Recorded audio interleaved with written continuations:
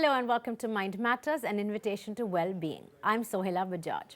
In an endeavor to highlight the importance of mental health, create awareness, eliminate stigma, and increase mental health literacy, we join forces with experts to understand the various facets of mental illness and highlight brave people who are ready to narrate their journey of hope.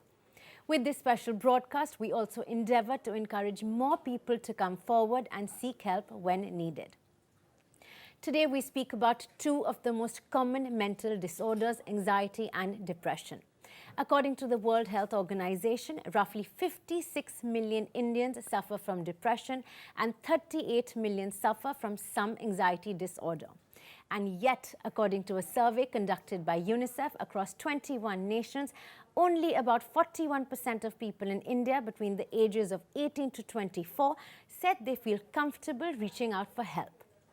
Why is it that an illness so common is so misunderstood still?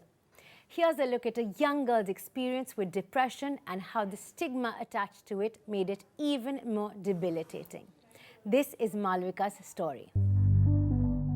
I think the main thing was I didn't want to accept that I was depressed, because the stigma that depression carries with it in society today can be debilitating. People make fun of you when you say you're depressed. People mock you. They're like, it's an excuse, it's a crutch you're using to... You're making excuses for not being able to perform certain tasks. So that's the way I viewed it. And to come to terms with the fact that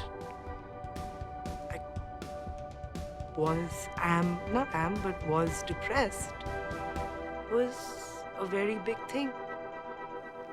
In an effort to understand depression and anxiety better, we speak to Dr. Shyam Bhat, psychiatrist, integrative medicine specialist, and chairperson of LiveLoveLaugh, and Rachita Mohan, a PR specialist by profession with lived experience of depression and anxiety, who has been kind enough and brave enough to share her journey with us today. Dr. Shyam, I want to start with you. So depression and anxiety are two of the most common illnesses, most spoken about, most known, yet there is a deep lack of understanding when it actually comes to the illness. When one is going through depression, they're often asked that you have this, you have that, why do you have to be depressed? Or why does she have to be anxious? She has everything going for her. And that's wrong, because this is not a choice. So can you help us actually understand what depression and anxiety are? Absolutely. You know, you're right. When people hear that somebody has got depression, they often think about it as sadness and then ask the question, why is this person depressed? Now, we have to remember, though, that depression is not the same as sadness. Depression, clinical depression, is a medical illness. And it makes just about as much sense as asking, why does someone have high blood pressure, or why do they have diabetes? The fact is that depression is not caused by one single thing. It's, like most illnesses, a complex interplay between biological, psychological, and social and cultural factors. So there are many things that can predispose a person to suffering from depression. Biological factors include a person's genetics, their metabolism, their physical health. We know that all of these things influence the risk for depression. Psychological factors can include the way that a person thinks about the world, things that they have learned about the world very early on in life, either by watching their parents or people around them. Social factors include how their financial health is, if there are any other stresses in life, and any kinds of trauma that they have suffered through their life. Now, the same event may cause sadness in one person, but might actually trigger off a clinical depression in another person. In fact, there are some studies that show that if someone has a genetic predisposition or certain variations of the gene, then a stressful event can lead to clinical depression. So I think it's important to understand that there are multiple variables that are not independent. They are dependent, interlinked variables that lead to clinical depression. And although profound sadness is one of the symptoms of depression, depression is not the same as passing sadness. So if someone is sad, you can ask, why are you sad? But if someone is depressed, asking, why are you depressed, or you have everything and you should not be depressed, doesn't make sense. So what is the difference between nervousness and anxiety? You can think of the connection between nervousness and anxiety disorder similarly to as you would think of the connection between sadness and clinical depression. Everyone has moments of nervousness and fear, but anxiety disorders means there's a pervasive sense of nervousness and tension, and often not because of anything. It's just a sense of impending doom, a sense of feeling keyed up, restless, and so on. So when you have a disorder, it means that it has become autonomous. It's beyond your conscious or control. You can't use willpower to change your mood from anxious to happy when there's a clinical problem. So it's a question of degree and extent, and we shouldn't confuse the two, because everyone has, and it's perfectly normal to feel nervous at times, to feel sad at times. It's part of the human experience. But when that mood becomes pervasive, affects functioning, continues day after day for weeks and months on end, that is a clinical problem. So if I'm to understand correctly, both depression and anxiety are not something that can actually be controlled, as with physical illness as well. And I would think that in a circumstance like this, hearing someone say to you that it's okay, it's just a bad day, pick yourself up, would be the worst thing you could possibly hear. Rachita, now I want to come to you. Firstly, thank you for joining us, being brave enough to speak about your story. You can explain to us through your journey exactly what you felt, what depression is, how debilitating it can be, and tell me, what is it that you felt? I suffered from anxiety, I think, pretty much since my teenage years. And I think, like both of you rightly said, uh, when I was sharing it with my friends that I'm feeling anxious, they used to say, "You have everything going on in life. What are you anxious about? It's such a privileged problem." So I stopped sharing it. Stopped sharing it with friends because I knew they were just not getting what I was undergoing. Last year, I had a few personal challenges, and the sort of sadness that I felt was something that had never felt before, the way I was feeling. And I remember this one particular morning when I went for a morning walk with my parents. Every 5 minutes, I've stopped and I've broken down. The minute I had this breakdown this morning, where I probably cried continuously for an hour, I knew this is not who I am, and I need some help. I'm so sorry you had to go through that, Rachita. And again, thank you for sharing this with us, because I really hope that someone hearing today, it doesn't say to their friend when they come and tell them that it's okay, it's a privileged problem, because that's not fair to say. Dr. Shyam, when someone is in the throes of depression or anxiety, what are some of the things that they actually feel? Can you describe how heavy the darkness can be, or how panicky the anxiety can be? Remember that anxiety and depression often coexist. So many people who are suffering from depression will also suffer from symptoms of anxiety. And as Rachita has shared with us today, the kind of sadness, the quality of the sadness in depression is very different from normal passing sadness. You called it darkness, which is what a lot of people call it. William Styron, who wrote eloquently about his depression, calls it, the title of the book was Darkness Visible. And people feel such an overwhelming sadness, a heaviness, accompanied by changes in the way they think and feel about themselves and about the world. So there's a feeling, there can be a feeling of hopelessness and helplessness, a feeling that one is not, one is a burden to other people, feeling guilty inappropriately for no reason. It also affects biological functioning, like sleep. A person might sleep too much or too little. Changes in appetite, a person might start overeating and getting craving, or undereating and losing weight. It can affect a person's ability to think, to focus, to make decisions. And for many people, if depression is unchecked and untreated, it can lead to thoughts about death, dying, and suicide. And indeed, many of the suicides are because people have had depression that was not treated. And so that is the final sort of fatal outcome, potential fatal outcome of this condition. With anxiety, in addition to nervousness and feeling on edge, people can have many kinds of varied symptoms in the body, from pain in any part of the body to indigestion, diarrhea or constipation, sweating too much, palpitations, feeling keyed up, having irritability and anger, inability to focus. And of course, this then causes a lot of dysfunction in the person's life, affecting their employment, their relationships, their family, and so on. And the sad part is that depression and anxiety, although it extracts so much damage from and causes so much suffering, unfortunately, all too often people just put up with it, and day by day, month by month, they suffer, and it is unfortunate because that suffering can be averted by awareness and treatment. So I think it's really brave of Rachita to share this story, and when people hear Rachita's story and start understanding depression and anxiety for what it is, then I think we can make an even bigger impact in reducing the burden of mental illness in our country. Really, Rachita, Dr. Shyam is correct. Again, you know, your story is going to make such an impact for so many people.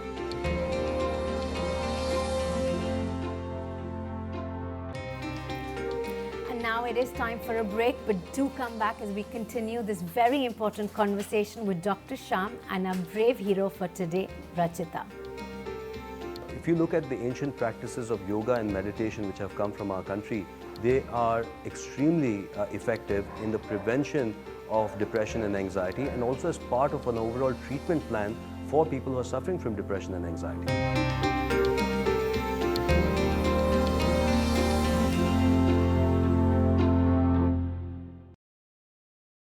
Welcome back to Mind Matters, an invitation to well-being. We continue our conversation with Dr. Shyam and Rachita about depression and anxiety. When did you decide that, okay, now it's time to reach out?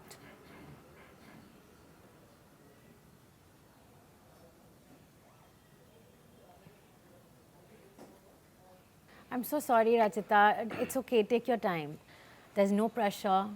She can answer when she's ready. Yeah, Rachita, I know this must be difficult for you. No, I'm ready. How are you feeling? Thank you guys for so much for letting me share my story. And one thing that I want to say is when I was going through this, something that I really wanted to do was I did not want anybody else to face what I was going through. I know I can't save the world, but you know, I just thought there has to be light at the end of the tunnel. And I always thought that I want to give, if I could be brave enough to share my story, I want people to know that they're not alone. And to answer your question, I think after I broke down, I just came home and I think I was staring at the ceiling for so long, just a sense of blankness and helplessness, hopelessness. And I really have the most supportive parents I think anybody could ever ask for. But for one fraction of a second, the thought of suicide crossed my mind. And this is when I knew that I really need help. And when I started having thoughts like this, I think I knew this was not the general sadness that I've ever faced before, or the anxiety that people think is such a privileged problem, because it really hurts when people say that and you don't feel like sharing. So, yeah. When you did try and seek help, was it easy to find? Who did you speak to? Did you manage to get what you were looking for? So I would say that it wasn't easy. I mean, it wasn't difficult to sort of reach out and seek help, but finding the right counselor was a little bit of a challenge. Dr. Shyam, you know, I asked her about who she sought help with because I also want you to help us understand that if somebody is seeking help, what are the different avenues that they can explore? What is the difference between a counselor, a therapist, a psychotherapist, a psychiatrist? You know, just give me a little clarity here. Yeah, it is confusing for people, and undoubtedly so, because there are many different mental health professionals who should and often do work as a team. Now, a psychotherapist is a function. So a person who is doing psychotherapy is called a psychotherapist. They could be from a social work background, they could be a psychologist, they could be a psychiatrist. The difference between a psychiatrist and a psychologist is that a psychiatrist has gone to medical college and then trained in psychiatry, so they also understand the biological aspects of depression. Psychologists focus mainly on the mind, or rather the psychological aspects of the condition. Now, there are very few psychiatrists in our country, and so in order to make the best use of the mental health system, it's good to first approach a therapist, especially if the case is mild. If the symptoms are mild and are not too severe, then definitely I would recommend that the first person you see is a psychotherapist. They might be a psychologist rather than a psychiatrist, and that's fine. If there are more significant symptoms causing more dysfunction, then it's probably better to meet with a psychiatrist first. Having said that, whether you start with a therapist or a psychiatrist, In many cases, we want to integrate different aspects. For moderate to severe cases, we do recommend medicines in addition to therapy. For some cases, therapy alone is sufficient. It really depends from person to person. So I think the more awareness and knowledge one has about the mental health system, about mental health, and about mental illnesses, it really empowers people to get the right kind of care. We completely agree. Dr. Shyam, I know that you are a big believer in the mind-body connection. Is there anything that one can do as prevention or as early intervention in a case of depression or anxiety? Absolutely, Sohila. After I trained in psychiatry, I just want to put context to this. I practiced in the United States for a decade. And the problem in much of the world is that psychiatric treatment is largely using medicines. And while medicines are important for many people, we definitely need to make sure that we are using other strategies for mental health, especially for India. Now, if you look at the ancient practices of yoga and meditation which have come from our country, they are extremely effective in the prevention of depression and anxiety, and also as part of an overall treatment plan for people who are suffering from depression and anxiety. So everybody should be actually doing certain activities to prevent mental illness because it's so common, because we live such stressful lives, and it should also be integrated as part of the overall treatment. And these practices are exercise, so regular exercise is extremely beneficial. Eating the right kind of food, having a balanced diet is very important. Doing meditation regularly has been shown to be very protective for the mind, and yoga as a practice is also very beneficial. In addition, it's good to spend some time in nature because that's been proven by science to be beneficial for the brain and mind, and important to have good social connections, genuine friendships where you feel connected with the world. Now, if you have all of this, and I should mention one additional point, which is sleep. A lot of people are getting sleep deprived, spending too much time on their gadgets, and that also increases the risk for depression. Rachita, I know that you are also practicing a lot of these things that Dr. Shyam spoke about. Tell me a little bit about that and how it's helped your recovery. Yeah. So I think, like Dr. Shyam said, I went on nature walks. I started meditating twice every day. I was on antidepressants, and I had the most incredible support system that anybody could find. So I sort of made this, like this environment which was really conducive for a holistic approach to treating myself. And nature walks, not the sort of running that I used to go to when I was well, but nature walks like slow nature, breathing in fresh air, taking in, watching the sunrise. It did a lot of wonders and made me really heal. And today, if I'm coherent and I'm able to talk to you, I think it's because of all of these factors. That's so lovely. And Dr. Shyam, one more question I want to ask you that, you spoke about meditation and clearly it helps as we see in Rachita's journey. If somebody is in their throes of their depression or anxiety and they're getting a panic attack, or their legs are shaking, or they're sweating profusely, is there anything that they can do at that very moment to kind of center themselves? Well, a very effective way to reduce anxiety is to use breath. And if you can do slow, deep breathing, and a classic form of breath that we recommend is what we call the 4-7-8 breathing, which is breathe in through your nose to the count of 4, hold your breath to the count of 7, and then breathe out through your mouth to the count of 8. So do that a few times. The expiration, the exhalation phase gets prolonged, gets longer, and that actually calms the nervous system. So that's quite effective. Having said that, if you're trying all of this and it's still not getting better, I don't want anyone to sort of suffer in silence and alone, because that is what medical help is for. Like for all conditions, we should have absolutely no stigma in seeking professional help. Completely agreed. This breath work is just in the moment, and then of course it's very important to seek the right help. And Rachita, tell me now that given that you're doing all these things and you are in active therapy, how are you feeling now? Um, I feel a lot better, and I feel like there's so much stigma attached to mental illness. So when we have, like doctor said, where we have high blood pressure or if we have a kidney stone, it's so easy for us to talk. But when we have mental illness, it can be a very lonely journey. And we tend to be very hesitant to share it. But I think sharing somewhere also helped me heal. I'm in a much better position now. I feel like myself. I feel like I'm able to be a lot more productive because earlier my productivity also took a hit. So after so many months of going through the trauma that I sort of did, I can safely say I feel like myself again. Rachita, we're so happy to hear that, and we're so happy to hear that you're feeling so much better. You have really reinforced this belief that the right support from friends and family is very important. Dr. Shyam, what is the right thing that friends and family need to say to someone who is going through anxiety or depression?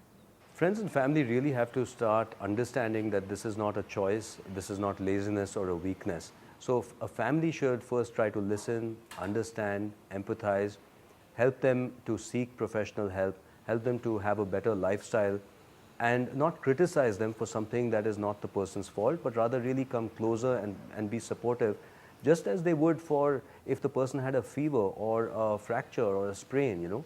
So that's how we would love to see family engage like that, because the support of family, as in Rachita's case, makes a huge difference for people.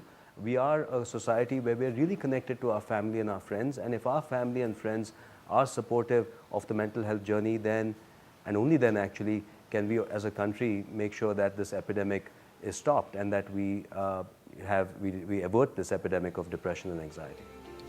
That's very true. So our takeaways from this amazing conversation is that depression, anxiety can happen to everyone. There is absolutely no need for any kind of stigma to it. But what the important thing is to support and speak about it. A message of hope. In the midst of my depression, I used to write a lot, and that was a form of therapy for me. I felt like I could truly express myself through my words and my writing. And today I want to read to you something that I wrote exactly a year ago. This is about my depression and battle with my mental health. Where is all my strength? The physical, mental and emotional strength. I seem to be completely depleted. Why do I feel so lost? Why am I so confused? What are these challenges trying to teach me? Will I ever heal? Will I ever be okay? Will I ever laugh again? It did take a while for me to heal and to come to terms with what I was going through, but I did. And I want to tell you that if I did, so can you.